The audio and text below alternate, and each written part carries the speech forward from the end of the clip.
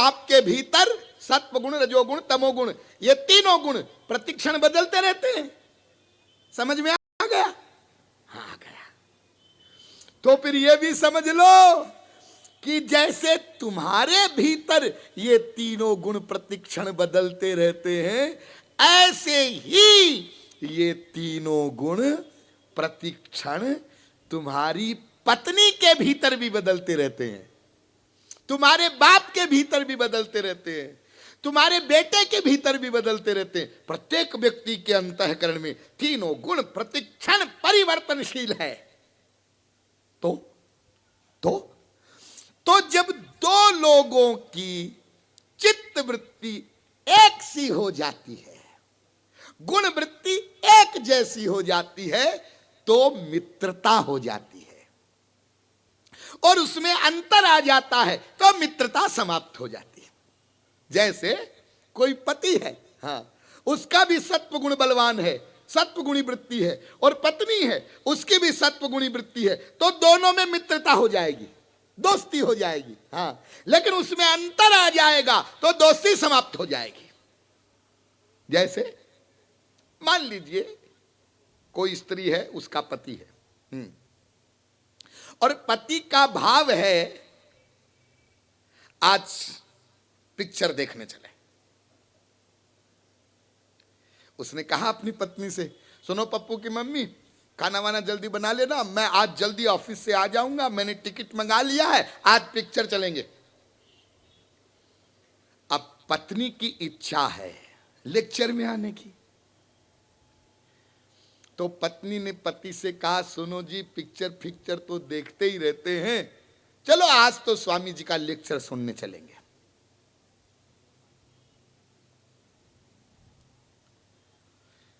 पति ने कहा, अरे क्या लेक्चर फिक्चर में रखा है, लेक्चर सुन के क्या, मैंने भी सुना है खंडा का, उसमें कोई स्वामी जी का प्रवचन हो रहा है पिछले 15-16 दिन से, लेकिन मैंने उनके बारे में यह भी सुना है कि हर 5 मिनट में ध्यान दीजिए, सामने देखो, जरा सिर मत घुमाओ। अरे कोई कथा प्रवचन में भी जावे तो कभी उठ गए, कभी बैठ गए, कभी बाहर स्टॉल पे चले गए, आइसक्रीम खा लिया, कभी कोई नाचा कूदी हो रही है, ऐसा कहीं कुछ मनोरंजन हो तो चले जाए, और हर 5 मिनट में ध्यान दीजिए। अरे भाई, ऐसे स्वामी जी का प्रवचन सुनेंगे तो खोपड़ा भंजन होगा। चलो पिक्चर चलते हैं, जरा लाइट एंटरटेनमेंट, जरा रिलैक्स हो जाए मूड, पिक्चर। पत्नी ने कहा नहीं, लेक्चर। पति ने कहा पिक्चर, बीवी ने कहा लेक्चर पिक्चर। आखिर बीवी ने अपना डिसीजन दिया, देखो जी, तुमको देखना है पिक्चर, तुम जाओ, मैं तो आज स्वामी जी का लेक्चर सुनने जाऊंगी।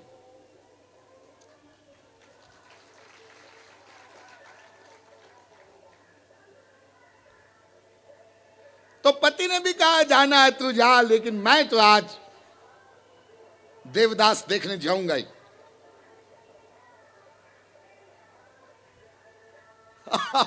अब क्या हुआ, पति चला गया पिक्चर देखने, हाँ, और पत्नी आ गई लेक्चर सुनने। हाँ, यहां 2 घंटे के लेक्चर के बाद पत्नी घर लौटी, उधर पिक्चर देख करके पति घर लौटा। पति ने पत्नी से कहा, तू कभी मेरी बात नहीं मानती है, सदा मनमाना करती है, आज क्या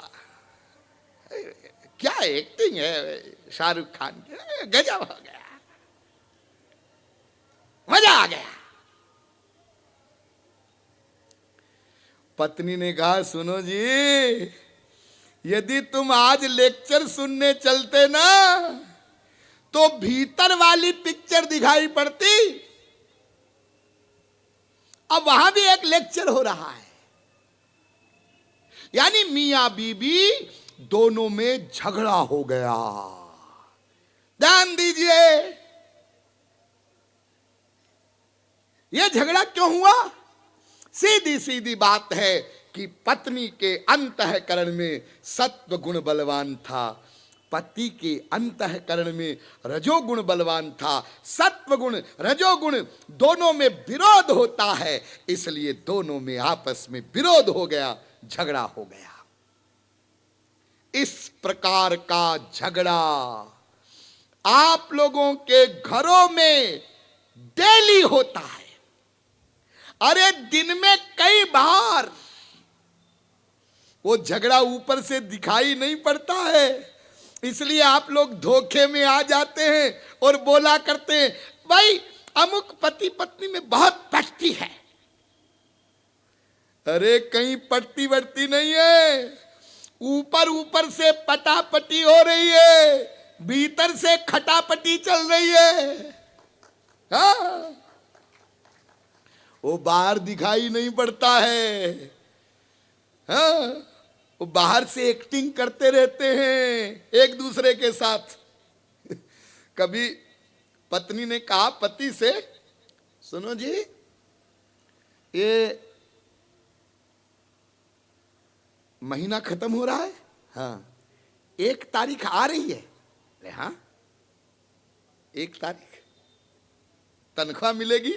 हाँ, तो आपको याद है ना पिछले महीने अपन गए थे ना, वो साड़ी का नया शोरूम खुला है ना, वहां गए थे। हाँ गए तो थे, वहां देखी थी ना अपन ने वो 5,000 वाली साड़ी। हाँ देखी थी। इस महीने मेरी साड़ी आनी चाहिए, और दिवाली भी आ रही है आगे।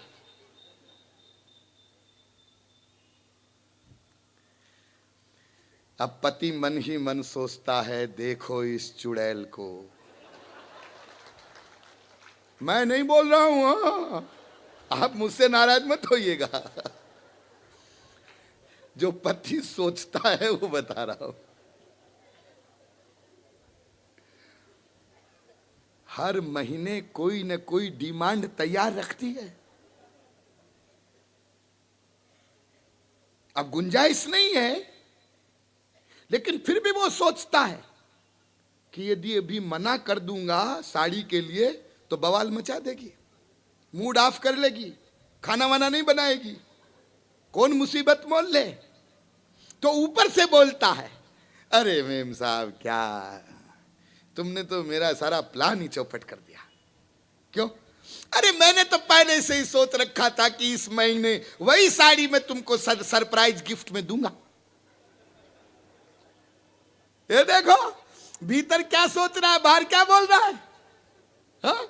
और कभी मान लो पति ने कहा पत्नी से, सुनो जी देखो परसों इतवार है, हाँ ओ हमारे 10-15 दोस्त लोग हैं, वो आएंगे, हमने एक पार्टी रखी है और घर बिल्कुल टिप टॉप रहना चाहिए, और पिछली बार की तरह तुम नमक वमक ज्यादा मत डाल देना, और ये सामान सब तैयार रहना चाहिए। समझ गई? अब बीबी सोचती है मन ही मन, उसने कोई अपना और प्रोग्राम बना रखा था, सहेली के यहां जाने का, मैके जाने का। जब पति ने ऑर्डर किया तो वो मन ही मन विचार करती है, ऐसे बोलता है जैसे खरीद के लाया हो। हे भगवान, कैसे गोबर गणेश से पाला पड़ा। मेरी तो लाइफ बर्बाद हो गई, लेकिन अब करूं तो क्या करूं, भागूं तो कहां जाऊं, 3 बच्चों की मां, इस उम्र में ब्याह दूसरा कौन करेगा। इसलिए जैसा ये है इसको निभाओ। हाँ, लेकिन बाहर से नहीं बोलती। ऐसा आपकी पत्नियां बहुत बार ऐसा सोचती है, कैसे निखट्टू नालायक से पाला पड़ा। और ऐसे ही पति लोग भी सोचते हैं, भगवान दोनों तरफ से चलता है, लेकिन बाहर से नहीं बोलते। तो पत्नी भी कहती है, हाँ हाँ बिल्कुल, आप बिल्कुल निश्चिंत रहिए, आप अपने मित्रों को बुलाइए, देखिए क्या बढ़िया पार्टी होती है। क्योंकि उसे मालूम है मना कर देगी तो साड़ी नहीं आएगी।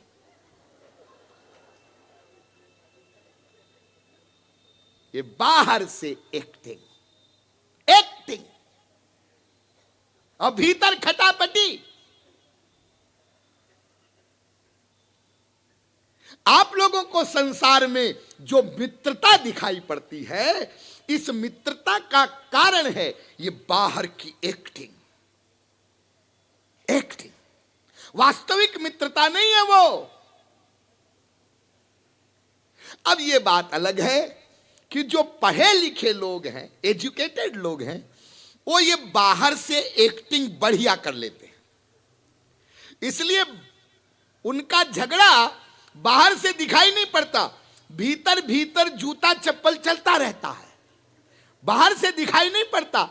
और जो बेचारे बेपढ़े लिखे लोग हैं, उनके जब भीतर जूता चप्पल शुरू होता है तो बाहर से भी शुरू हो जाता है। इतना अंतर है।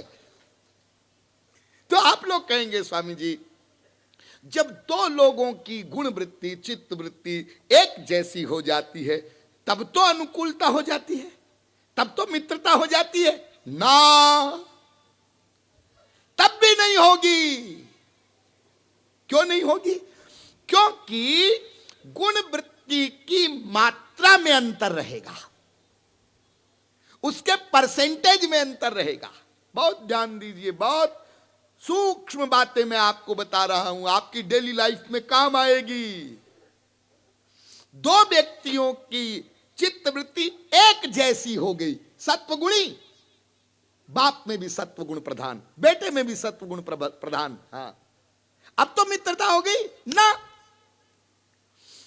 दोनों के अंतःकरण में है तो सत्वगुण प्रधान, और दोनों प्रवचन में आए हैं, बाप भी और बेटा भी, हां, लेकिन बाप के अंतःकरण में 12 आने सत्वगुण बलवान है, और बेटे के अंतःकरण में 4 आने सत्वगुण बलवान है। दोनों पीछे बैठकर प्रवचन सुन रहे हैं। आधे घंटे का प्रवचन हो गया तो बेटे ने बाप का घुटना हिलाया, पापा चलो ना। तो जब घुटना हिलाया तो बाप ने डांटा, चुप रहे, सुनने दे। वो थोड़ी देर और बैठा रहा, फिर उसने हिलाया, पापा चलो ना, पता नहीं स्वामी जी कब तक बोलेंगे। बाप ने कहा, अरे नालायक, बड़ी मुश्किल से आया हूं, देख कितनी इंपॉर्टेंट बात बता रहे हैं, चुप रहे। हाँ, अभी 2-3 दिन पहले की बात है, कुछ पत्रकार लोग हमारे पास आए। एक पत्रकार ने हमसे प्रश्न किया, स्वामी जी आप लोग ये जो प्रवचन देते हैं, लोगों को समझाते हैं, कुछ लोगों में परिवर्तन भी होता है क्या? कुछ प्रभाव पड़ता है क्या लोगों पर? हमने कहा, भैया प्रभाव तो पड़ता ही होगा, तुम कभी आओ प्रवचन में 2 घंटे सुन के देखो तो पता चले।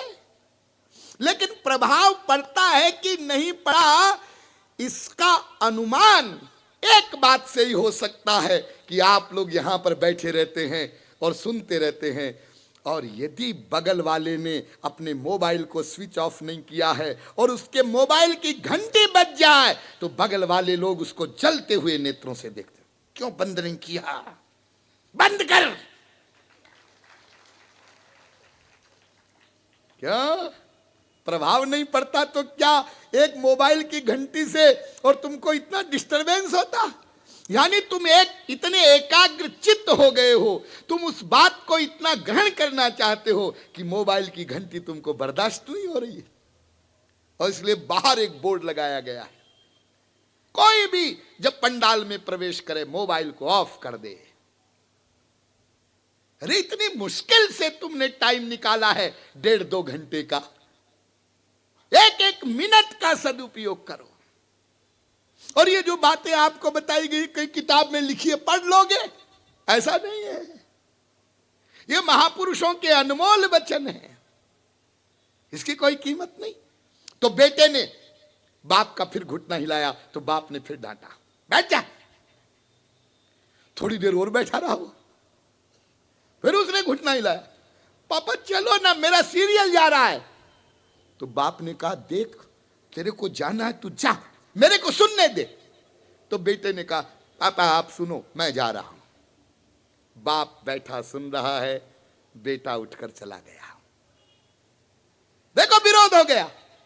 बाप बेटे दोनों में सत्व गुण बलवान था, दोनों प्रवचन में आए, लेकिन सत्व गुण की जो मात्रा थी, उसका जो परसेंटेज था, उसमें अंतर था, इसलिए फिर झगड़ा हो गया।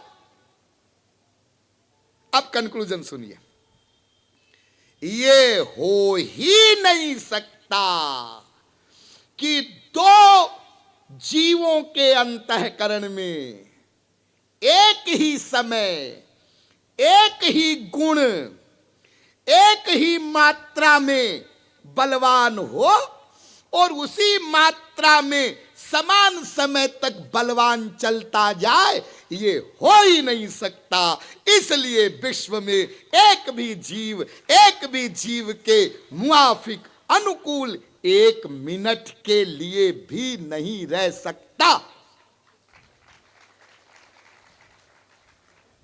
ये निष्कर्ष है। और इस एक सिद्धांत को, यदि कल शनिवार छुट्टी है ना, आप लोग घड़ी नहीं देखेंगे,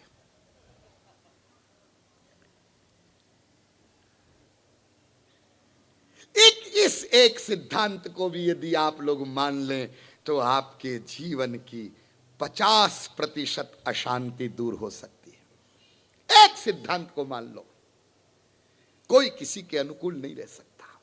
इसलिए आशा नहीं करना आज के बाद कि आपकी पत्नी या पति या मां या बाप या भाई या बहन या मित्र या अड़ोसी पड़ोसी आपके अनुकूल रहेंगे, आपके मुआफिक रहेंगे, ये आशा किसी से भी नहीं करना।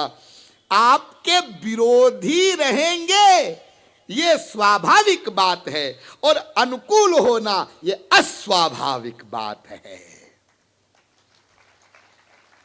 ये मैंने आपको बताई भीतर वाले संसार की पहली बीमारी। अब सुनो नंबर 2, इससे भी बहुत इंपॉर्टेंट वो बीमारी है। आपके परिवारों में जितनी लड़ाइयां झगड़े होते हैं, उसका कारण आप उसी में ढूंढ लेना। हमारे मस्तिष्क में 2 प्रकार की गलत बातें बैठी हुई है। क्या? हम दूसरों के सुख के लिए बहुत कुछ करते हैं,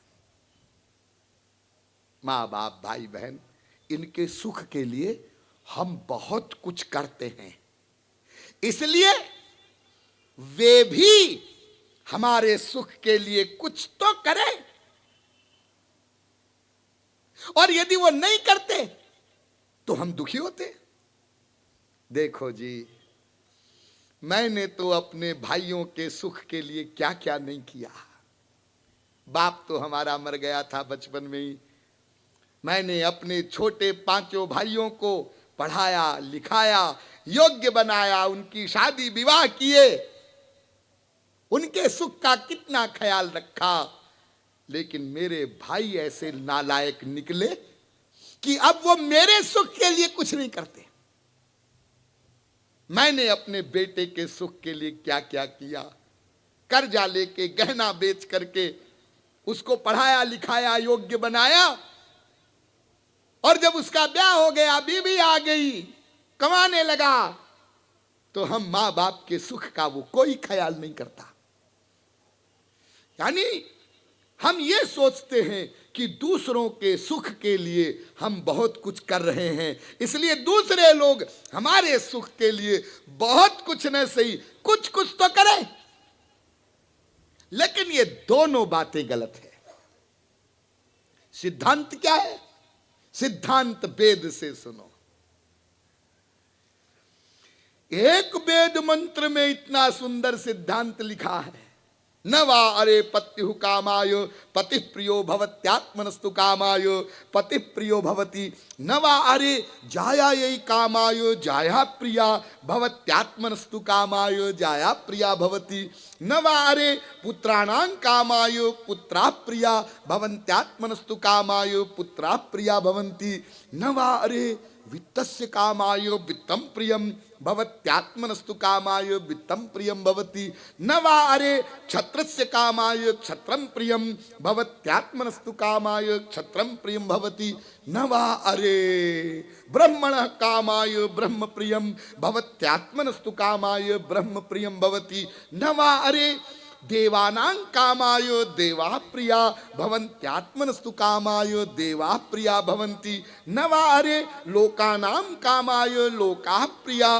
भवन्त्यात्मनस्तु कामाय लोकाः प्रिया भवन्ति न वा अरे भूतानां कामाय भूतानि प्रियाणि भवन्त्यात्मनस्तु कामाय भूतानि प्रियाणि भवन्ति न वा अरे सर्वस्य कामाय सर्वं प्रियं भवत्यात्मनस्तु कामाय सर्वं प्रियं भवति आत्मा वारे द्रष्टव्य श्रोतव्यो मंतव्यो निदिध्यासितव्यो मैत्रेयी। क्या मतलब है इस वेद मंत्र का? कान खोलकर सुनिएगा। संसार में कोई भी पति अपनी स्त्री के सुख के लिए कुछ नहीं कर सकता। कोई भी स्त्री अपने पति के सुख के लिए कुछ नहीं कर सकती। कोई भी पिता अपने पुत्र के सुख के लिए कुछ नहीं कर सकता। कोई भी पुत्र अपने पिता के सुख के लिए कुछ नहीं कर सकता। संसार में कोई भी जीव किसी भी जीव के सुख के लिए कुछ भी नहीं कर सकता। कुछ भी, कुछ भी, कुछ भी। कब तक? कब तक नहीं कर सकता? जब तक उसको भगवत प्राप्ति नहीं हो जाएगी तब तक। आप लोग कहेंगे ये बात वेद में लिखी है। हाँ, और स्वामी जी आप कह रहे हैं? हाँ हाँ, ये बात तो कुछ जची नहीं स्वामी जी। संसार में कोई किसी के सुख के लिए कुछ नहीं कर सकता। पति स्त्री के सुख के लिए कुछ नहीं कर सकता। स्त्री पति के सुख के लिए कुछ नहीं कर सकती। अरे कैसे नहीं कर सकते साहब?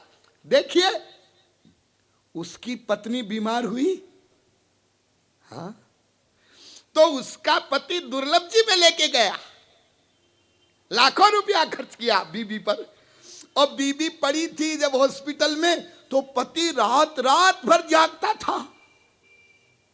और आप लेक्चर दे रहे हैं कि बीबी के सुख के लिए पति कुछ नहीं कर सकता। और उस स्त्री का पति बीमार हुआ तो पत्नी बेचारी पति के पास बैठी रहती थी, रात रात भर जागती रहती थी। अरे स्वामी जी, हम थोड़ा सा खाना कम खाते हैं तो हमारी पत्नी रुआसी हो जाती है, उदास हो जाती है, और माँ की तरह पूछती है क्या बात है पप्पू के पापा, आजकल खाना बहुत कम खाते हो, बहुत कमजोर हो रहे हो, 2 रोटी पर ही ना करते हो, 4 तो खाया करो। देखिए, ये स्त्री पति के लिए, पति स्त्री के लिए, और इसी प्रकार से बेटा बाप के लिए, बाप बेटे के लिए, भाई बहन के लिए, ये सब एक दूसरे के लिए कर तो रहे। और आप लेक्चर दे रहे हैं कोई किसी के सुख के लिए कुछ नहीं कर सकता। हाँ, बस यही तो पेच है, यही तो गलतफहमी है। अरे ये संसार में जो तुमको एक दूसरे के लिए करते हुए दिखाई पड़ते हैं, ये तुम्हारे सुख के लिए नहीं करते, ये अपने सुख के लिए करते हैं। वेद व्यास जी ने भागवत में कहा, सर्वेषामपि भूतानां नृपस्वात्मैव वल्लभ इतरे पत्य वित्ताध्यास तद वल्लभ तयैव ही। भागवत। इस संसार को देख करके आश्चर्य होता है। कोई भी हो, माँ हो, बाप हो, भाई हो, बहन हो, स्त्री हो, पति हो, ये सब संसार अपने सुख के लिए इकट्ठा करते हैं। एक लड़का है, पढ़ा लिखा, अच्छा कमा रहा है, हाँ, उसने एक अनजान लड़की से विवाह कर लिया, हाँ, और ब्याह करके लड़की को घर में ले आया। हाँ, क्यों जी? ये लड़के ने विवाह की प्लानिंग क्यों की? उस लड़की की जिंदगी बनाने के लिए, उसके सुख के लिए? ना ना ना, अपने सुख के लिए। और वो लड़की को घर ले आया। हाँ, किस लिए? अपने सुख के लिए, अपने सुख के लिए। और क्यों जी? ये लड़की 20-22 साल तक माँ बाप के घर में रही थी। हाँ हाँ, और एक अनजान परिवार में अनजान लड़के के साथ और उसके घर में क्यों चली गई? उसका घर बसाने? ना ना, अपने सुख के लिए चली गई, अपने सुख के लिए। संसार में किसी भी विवाहिता स्त्री से आप प्रश्न करिए, प्रश्न करके देखिएगा, आप क्या चाहती हो? पहले तुम मरो कि तुम्हारा पति मरे? बड़ा टेढ़ा प्रश्न ना। पहले तुम मरो कि तुम्हारा पति मरे? तो हर विवाहिता स्त्री यही उत्तर देगी। सौभाग्यवती स्त्री का यही लक्षण है, सुहागिन मरे, अपने पति के सामने मर जाए, सौभाग्यवती।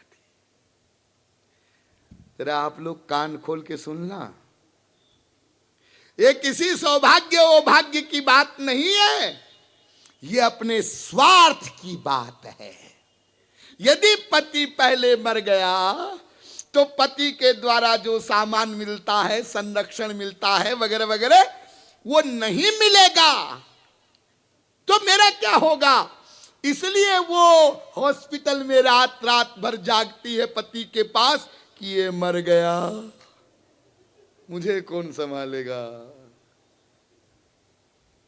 इसलिए मनाती है कि पहले मैं मर जाऊं। अरे तुम पहले मर जाओगी तो तुम्हारे छोटे छोटे जो बच्चे हैं, इनका पाखाना साफ कौन करेगा? ये तो सोचो। उसके लिए पति रहे, कोई और आवे, हमें क्या करना है, भाड़े में जाए, अपने को तो छट्टे मिले।